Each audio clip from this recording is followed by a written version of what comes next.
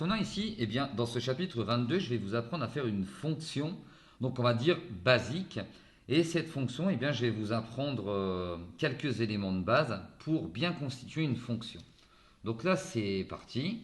On va se placer donc à la ligne 57. Je vais venir placer eh bien, une nouvelle fois les BR. Et en instruction, eh bien, je vais noter comment faire une fonction. Et puis, pour le moment, je vais juste laisser ça en consigne. Donc là, on va venir placer un BR, comme ça, on va pouvoir commencer la fonction en dessous.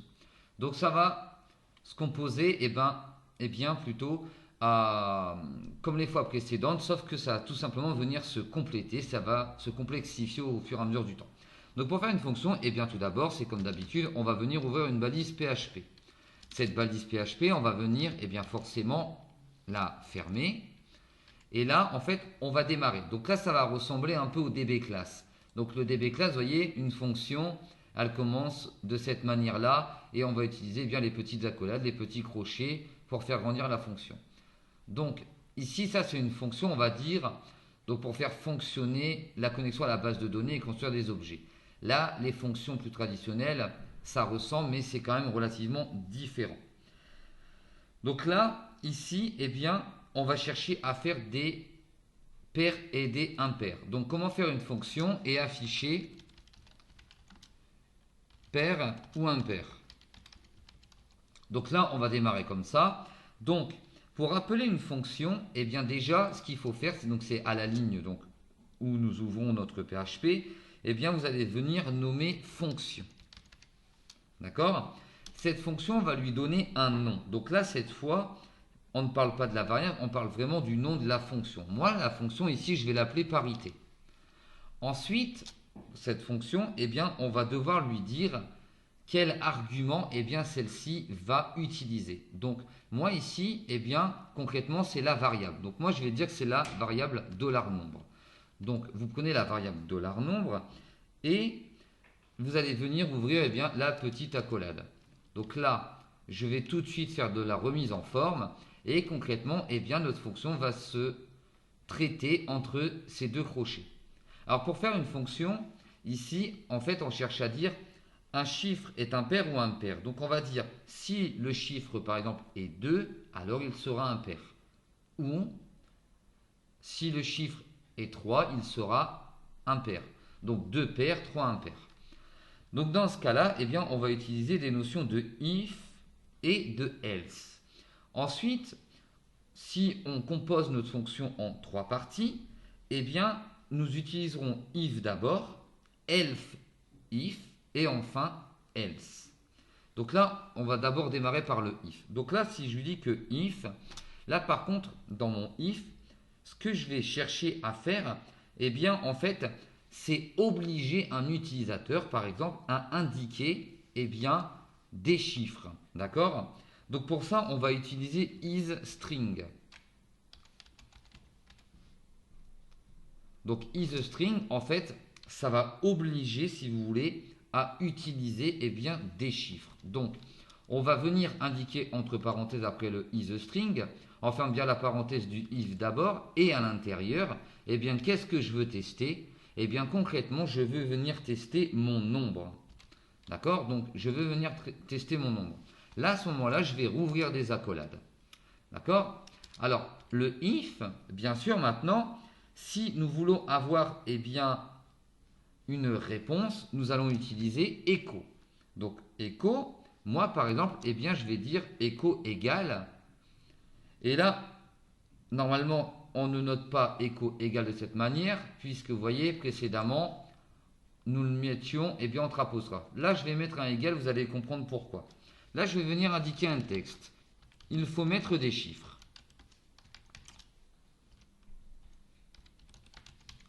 Ensuite, donc, je ferme mon apostrophe et bien sûr, je vais faire mon point virgule. Là, je vais me faire une petite place et vous allez comprendre pourquoi j'ai fait un écho égal.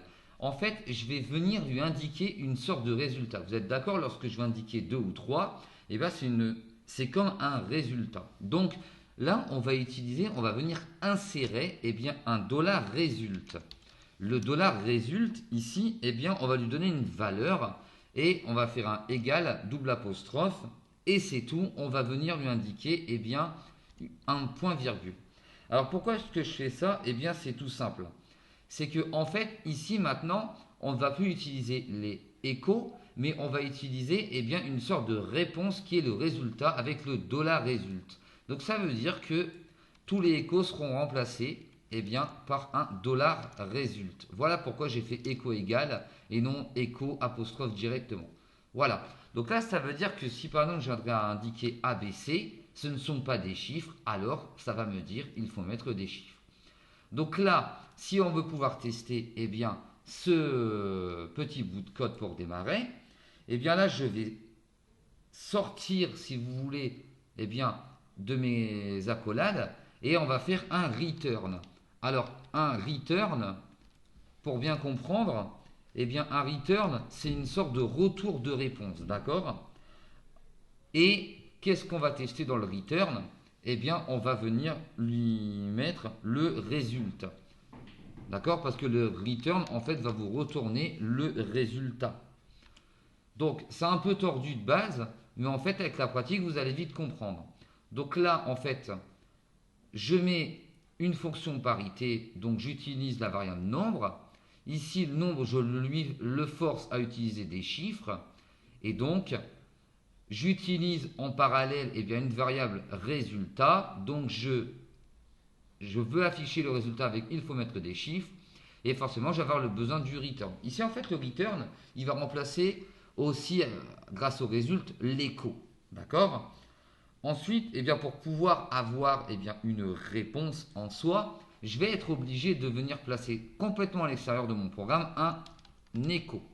Et l'écho, eh bien, en fait, je vais l'appeler parité.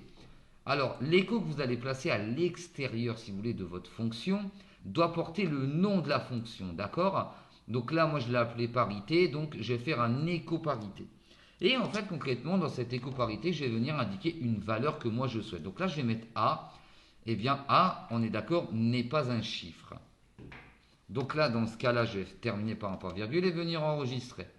Donc là, vous voyez, ça m'a mis une erreur, c'est pas grave. Mais si vous regardez attentivement, ça m'a bien indiqué, il faut mettre des chiffres. Donc, pourquoi est-ce que ça m'indique aussi une erreur? Eh bien, c'est tout simplement, c'est que A n'étant pas un chiffre, ça va me dire ça. Donc là, je vais mettre 2. Et vous voyez, ça va me dire... Alors, il faudrait peut-être que je réussisse à le faire à la ligne. Donc là, ça ne s'est pas affiché pour le moment. Donc je suis étonné, mais c'est parce que bon, ma fonction n'est pas complète. D'accord? C'est normal qu'actuellement 2 ne m'affiche pas que c'est pair puisque je ne l'ai pas encore mis. Vous voyez bien, je ne l'ai pas encore placé. Donc, c'est pas grave. Maintenant, on va se faire un peu de place. Donc, on voit que, eh bien, mon premier if fonctionne. Si je mets une lettre, ça me dit qu'il faut mettre des chiffres. Après, un if, si c'est la dernière instruction, nous plaçons un else. D'accord? Mais là, moi, je vais venir indiquer une fonction intermédiaire, enfin, une possibilité intermédiaire. Donc, je vais utiliser un else if. Donc, pour utiliser, d'accord, le else if. Donc là, eh bien, qu'est-ce que je vais venir tester dans mon else if? Eh bien, je vais revenir eh bien, indiquer que mon nombre, ici par exemple, avec $, alors c'est un peu dommage que Dreamweaver m'affiche tout par-dessus, mais bon, c'est pas grave. Et là, je vais eh bien, lui faire une sorte de modulo, d'accord? Donc on va tester avec un modulo. Donc pour faire un modulo, eh bien, vous faites pourcentage et vous venez placer 2. Et pour faire un égal absolu, eh bien on utilise le 2 fois égal et on va lui dire, voilà, c'est égal à 0. Donc là, ça se complique un peu, mais c'est pas grave, vous allez vite comprendre. Là, eh bien maintenant, à l'intérieur, eh bien nous allons faire notre résultat, d'accord? Le résultat, je vais venir le copier le précédent, je vais venir le placer. Et là, par exemple, je vais dire c'est pair. Là, j'ai une apostrophe, donc je vais devoir utiliser une cote double. Là, je vais venir enregistrer. Et vous voyez, mon 2 eh bien, est un chiffre pair, donc il va venir m'indiquer c'est pair. Forcément, c'est logique. Et bien maintenant, nous allons venir indiquer la dernière condition en quelque sorte. Donc, si nous prenons un peu de recul, si je n'ai pas mis des lettres, ça ne m'affichera pas, il faut mettre des chiffres. Si j'indique un chiffre pair, ça va m'indiquer que c'est pair, donc la dernière, ce sera impair. Par contre, il y a une règle, c'est que la dernière condition, on note else, d'accord? Et le else, on va directement venir placer notre accolade. Et on va directement venir placer notre return. Parce que c'est la dernière condition. Et là, on va dire c'est impair. Là, donc là, j'enregistre. Je n'ai pas changé mon 2 dans l'éco-parité. Je vais venir placer un 3. Et là, vous voyez, c'est venu me dire que c'était impair. Donc voilà. C'est comme ça que nous devons procéder. Alors, ici, si vous voulez, les modulos, ça vient en quelque sorte faire une division. Donc, pour le détail, c'est tout simple. On va dire que, c'est égal à 0. Donc là, pour montrer une explication, ce que je vais chercher à venir faire, c'est vous refaire un programme complémentaire que je vais venir placer avant ma fonction. Pour bien vous expliquer. Ici, je vais venir placer un autre BR et en refaire une à l'intérieur. Et je vais venir placer un nouveau PHP que je vais venir directement fermer. Et en fait, on va repartir dans le même principe que les calculs précédents. Je vais venir indiquer, si vous voulez, deux variables. D'accord? Donc deux variables. La première variable, je vais utiliser un $nombre. Et alors que je vais appeler plutôt NB. Et ensuite, je vais venir indiquer un $prix. Donc si j'indique un $prix, ces deux valeurs, nous sommes bien d'accord, je vais devoir leur donner, si vous voulez, des valeurs respectives. Imaginons que j'ai 10 en nombre et que le prix, lui, est de 3. Alors, ici, on peut refaire d'autres calculs avec nos variables. Notamment, vous voyez ici, je peux venir dire que le $1 total, par exemple, serait égal au $nombre. Et là, je vais venir indiquer un pourcentage pour le modulo. Et je vais venir faire un $prix. Donc j'ai utilisé, vous voyez, mes deux notions, mes deux variables précédentes. Je vais faire un point virgule. Et maintenant, comme les cas précédents, il va me manquer un écho. Donc là, je vais faire écho. Je vais faire donc entre codes simples. Je vais faire cela coûte. Je vais venir donc fermer mon accolade. Je vais utiliser un point $total. Je vais fermer. Et je vais venir placer entre petites accolades euro. Et venir placer un point virgule pour terminer. Donc c'est le même principe que précédemment. Vous voyez, c'est un écho composé. Là, je vais venir enregistrer. Vous voyez, cela coûte 1. Alors, en définitif, si vous voulez, un modulo va faire une sorte de division. D'accord? Donc en fait, ici, lui, dans ce cas présent, il va me faire 10 divisé par 3. Donc ça nous donne 3,33 en soi. Sauf que lui, il ne va pas m'indiquer le calcul pur et simple comme une division traditionnelle. Lui, en fait, il va vous afficher ce qui reste. En fait, il va faire 10 divisé par 3. Donc, en fait, en quelque sorte, il va utiliser 9. Il va utiliser le résultat et le prix, donc 1, 3 fois 3, 9. Et en soi, en fait, on peut dire qu'il nous reste 1. Alors, dans ce cas-là, il va dire cela coûte 1. Alors là, ce n'est pas très cohérent, vous vous doutez bien. Mais voilà. Je sais pas, moi là par exemple, si je viendrais à dire, regardez bien, je vais faire 100 et je vais lui dire que c'est 10, normalement il va me dire que c'est 0.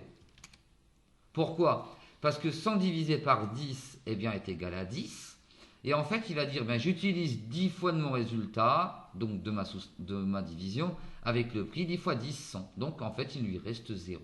Voilà, c'est tout. Donc là, ben, eh bien ici, en fait, si vous voulez faire impair, eh bien vous devez utiliser eh bien, ce fameux modulo. Pourtant, vous voyez, c'est un peu complexe au départ parce que eh bien, vous demandez pourquoi est-ce qu'il va me parler d'une paire dans ce cas-là. Voilà. Sauf que là, vous voyez, nous n'utilisons pas un calcul composé comme précédemment. En fait, il va juste faire le pourcentage comme ça. Maintenant, là, si je viendrais à dire que c'est 3, vous voyez, il va me dire que 3, eh bien, dans ce cas-là, est pair. Hein, parce que là, en fait, j'ai changé la base. Là, si je viendrais à lui dire 4, vous voyez, il m'a inversé ma fonction. D'accord? Donc là, maintenant, on va se reconcentrer un bref instant sur la fin de la fonction pour terminer. Là, une fonction, eh bien, on la nomme. Là, on la nomme parité. À la toute fin, à l'extérieur donc de la fonction, on écho celle-ci avec le nom de la fonction. Entre parenthèses, on va donner la valeur à contrôler. Donc moi, là, je contrôle 3. On utilise if et else direct si nous n'avons deux conditions. Si nous plaçons une condition intermédiaire, nous allons d'abord faire if et else ensuite. Si vous voulez eh bien, ajouter une variable eh bien, à contrôler avec un résulte, vous la placez en deuxième position et vous lui donnez eh bien, une valeur nulle. Vous placez simplement des apostrophes. Ce résulte eh bien, va remplacer tous les échos. Ensuite, ce résulte, vous le mettez égal et en fait, vous pouvez mettre votre texte.